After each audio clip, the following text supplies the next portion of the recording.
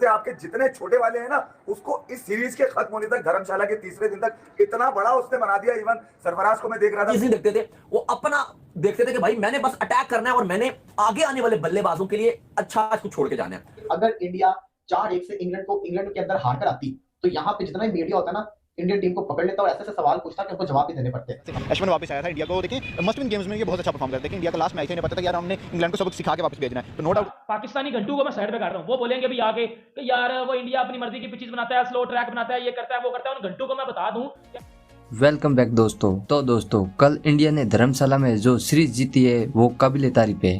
Pakistani media भी काफी खुश है क्योंकि ये वही इंग्लैंड है जिसने पाकिस्तान में आकर पाकिस्तान को टेस्ट में 3-0 से हरा दिया था, और वो भी बेसबॉल क्रिकेट से। लेकिन उसी बेसबॉल को इंडिया ने दफन कर दिया, जिसमें कप्तान रोहित और यंग इंडिया का बड़ा हाथ था। तो चलिए दोस्तों अब देखते हैं पाक मीडिया का पूरा रिएक्शन। दोस्तों वीडियो को लाइक कर दीजिए और चैनल को भी सब्सक्राइब करके रखें। टेस्ट जीतने के बाद मैं तुम्हें सच बात बताऊं, पहला मंजन करने के बाद जो 16-26 रन का कितना 28-28 रन से कोई फर्क आया था, उसके बाद इनकी जबानें निकल गई थी आसमानों पे। टांग जमीन पे नहीं थी, जबान आसमान पे थी।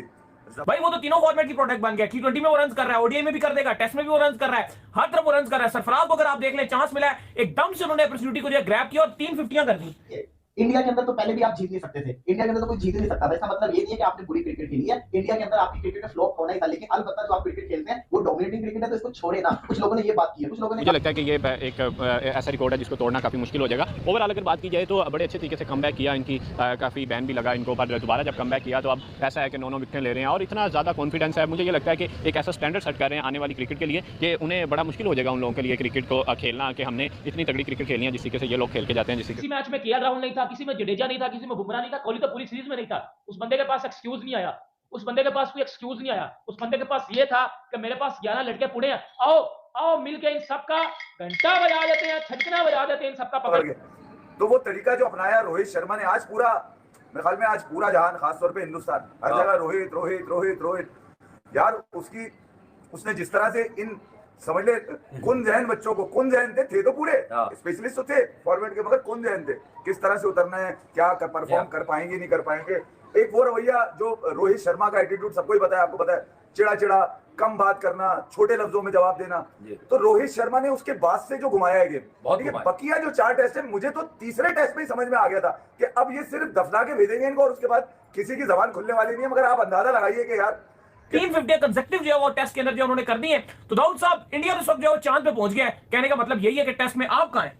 देखो आज स्टोक्स ने भी बात की, मीडिया से भी बात की। जब मैच खत्म हुआ उन्होंने कहा कि हम आउट क्लास हुए हैं और हमसे बेटर टीम थी इंडिया। जाहिर है बहुत ही ह्यूमिलेशन वाली हार थी, बहुत ही शर्मनाक हार। इसको बोलना गलत नहीं होगा क्योंकि ये शर्मनाक एक हार थी। क्योंकि अगर आप इनिंग से हारते हो तो आप कहीं से भी जस्टिफाई करने की कोशिश कर लो, अब कोई भी बहाना कर लो कि हम स्पिनर को नहीं खेल सके, हम फलां नहीं कर सके, हम ढिमका नहीं कर सके। लेकिन इनिंग की जो शिकस्तें होती हैं वो शिकस्तें ही होती हैं, वो मैटर किया जाता है। क्योंकि अगर आप बात करो हम पाकिस्तान के पॉइंट ऑफ व्यू से, तो लास्ट इनिंग की जो आपकी शिकस्त है वो बहुत टाइम हो गया। आपने लाल बॉल में किसी हल्की टीम की बात करो, कुछ छोटी टीम की बात करो, तो आपने बहुत टाइम, सालों गुजर गए, आपने किसी को इनिंग से नहीं हराया। लेकिन अगर इंडिया ने इंग्लैंड जैसी टीम को, समझ रहे हो आप, इंग्लैंड जैसी टीम को अगर आपने अपनी 17th कंसेक्टिव जीत आपने जो हासिल किया, 17th कंसेक्टिव घर पे जीत किया, जो 2013 से आपकी जो कहानी है वो चल रही है। और मजे की बात यह, इंग्लैंड ऑस्ट्रेलिया के साथ इंडिया जो खेला है, 2 इंग्लैंड की सीरीज और 1 ऑस्ट्रेलिया की, इंडिया दोनों में पहला मैच हारा, 1-0 हो गया। और उसके बाद इंडिया ने ऑस्ट्रेलिया के अगेंस्ट 2 मैच जीत के सीरीज जीत ली। इंग्लैंड के अगेंस्ट जिस तरह से इंडिया ने क्रिकेट खेली है, 4-1 से जीती, पिछली इतनी कमाल सीरीज जीती, तो आपको तारीफ करना पड़ेगा। और आपको इंडिया को इंडिया में हराना चाहिए था, तभी आपकी ये जो बैट बॉल थी ना ये कामयाब होनी थी। आप इसके ऊपर अपना पॉइंट ऑफ व्यू भी देंगे कि आप बैट बॉल रहनी चाहिए, क्योंकि बैट बॉल का जो स्टार्ट था ना, वो जो पीक का स्टार्ट हुआ था वो हुआ था पाकिस्तान से, और इसका जो एंड हो गया, इसको जो दफना दिया गया वो दफना दिया गया इसको इंडिया के अंदर। ये बड़ी मजे की लाइन चल रही थी ट्विटर के ऊपर, तो मैंने कहा हम भी क्यों ना बोलने के पैदा किया पाकिस्तान ने, दफन किया इंडिया ने बैट बॉल को। अलबत्ता ये बैट बॉल खत्म हो भी गई है या भी चलती रहेगी, ये तो वक्त बताएगा। तरीके से पकड़ा है ना, क्योंकि जब से उनकी बैटिंग में थोड़ी सी बेहतरी थी, बॉलिंग थोड़ी सी डाउन जाती थी, बट उन्होंने तकरीबन सारी ऑलराउंडर खिलाए हैं। कुलदीप यादव को देखें आपने, उसने पिछले मैच में क्या किया, लग रहा था जैसे बैट्समैन है, और विकेट भी 5 ले गया और परफॉर्म भी देखें कैसा कर रहे हैं। तो जाहिर बात है जब आप इतने अच्छे तरीके से परफॉर्म करके दिखाते हैं, इस तरह के रिकॉर्ड सेट करते हैं, तो मुझे ये लगता है कि आप वर्ल्ड वाइड क्रिकेट के लिए एक टफ मैच सेट कर रहे हैं, टफ एक आप टारगेट सेट कर रहे हैं कि दोबारा अगर कोई क्रिकेट के अंदर अपना नाम बनाना चाहेगा, उसको इस तरीके से दोबारा उठ के आना पड़ेगा कि इस तरीके से 36 फाइफर लगाने पड़ेंगे। बिल्कुल आपकी बात सही है, और कह लें कि आज इंग्लैंड बहुत उनकी पोजीशंस बुरी नजर आई हम लोगों को, जिस तरह से 2.5 दिन के अंदर मैच खत्म कर दिया। And salute to the Indian bowlers. लेकिन जारी बात है जब आप इतने अच्छे तरीके से आपकी मुझे लगता है पहले जब मैं सीरीज का पहला मैच देखा जिस तरीके से इंग्लैंड ने इंडिया को हराया, मुझे लग रहा था जैसे बड़ा टफ होने वाला है, जैसे इंग्लैंड अपना कमबैक करने वाले हैं। बट जिस तरीके से 4 मैचों में इंडिया ने उसको अगले हरा दिया और आज हम 5th मैच देख रहे थे जिसमें बड़े अच्छे तरीके से ऑल क्रेडिट गोज़ टू मुझे लगता है कि बॉलर्स को जाता है, क्योंकि इतने अच्छे तरीके से इतने कम टाइम के अंदर मैच को खत्म करना। तो ये अश्विन आज का मुझे लग रहा है कि आज के मैच में बड़े अच्छे तरीके से उन्होंने परफॉर्म किया, उसकी तारीफ करनी चाहिए। ओवरऑल मुझे लगता है कि अब इस जैसे बॉलर्स जो हैं वो और निकल के आने चाहिए कि जारी जॉनी ब्रास्टो ने इन्होंने बड़े बड़े स्टेटमेंट दिए कि हम ये कर देंगे, बहन का डकिट कहता है कि इंग्लैंड इंडिया को हमने बेसबॉल खेलने पे मजबूर किया। रोहित शर्मा ने पिछले प्रेस कॉन्फ्रेंस उसकी बजा दिया पकड़ के। अब क्या किया आज इंडिया ने, क्या किया इंग्लैंड के साथ, बजा दिया पकड़ के।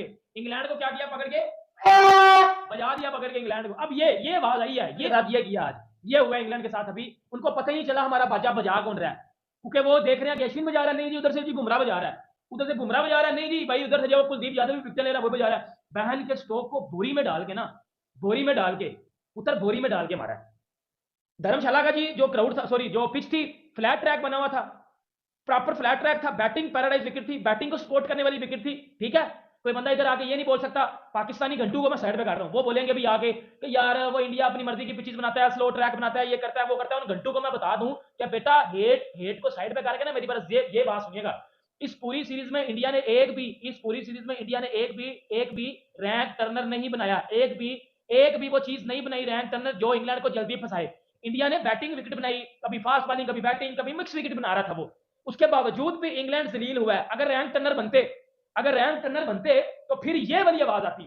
आगे तो ये वाली आवाज आ रही थी ना, फिर ये वाली आवाज आती। अब रैंक टर्नर अगर बनते ना पुत्र, ये वाली बहन के स्ट्रोक से जो आवाज आनी थी, ये वाली आवाज आनी थी फिर बहन के स्ट्रोक के अंदर से।